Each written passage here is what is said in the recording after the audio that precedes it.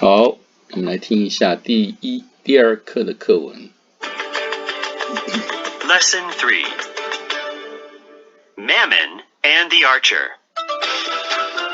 Reading selection. Old Anthony Rockwall was a successful millionaire who believed money could solve any problem.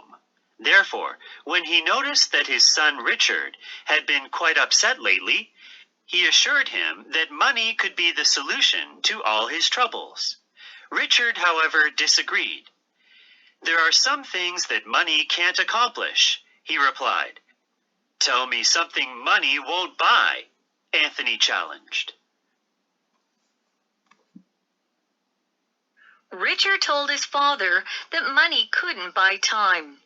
He then explained that he was desperately in love with Miss Lantry, but had had no chance to express his feelings.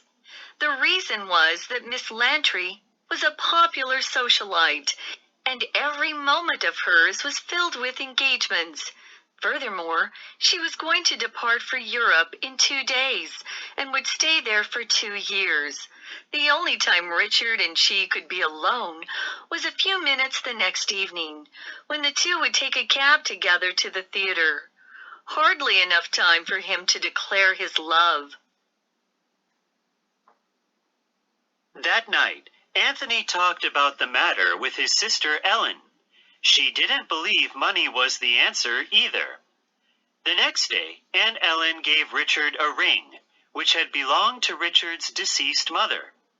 "Good luck in love," she said it brought, Aunt Ellen told him. Richard put the ring in his vest pocket and went to meet Miss Lantry. As Richard and Miss Lantry were on their way to the theater, Richard accidentally dropped the ring. He got out of the cab to look for it, and when he returned with the ring, a car stopped right in front of them.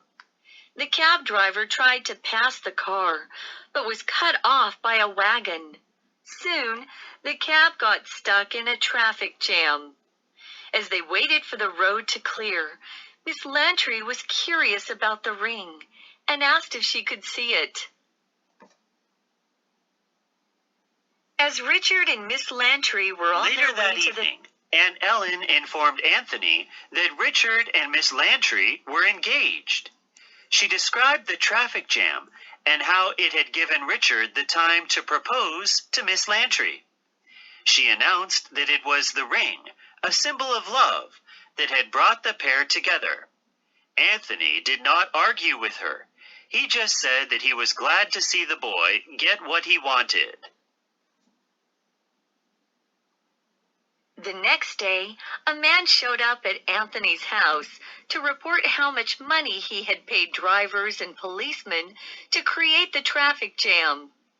The millionaire gave the man a check and jokingly asked if he had seen a naked fat boy shooting arrows at the scene of the traffic jam.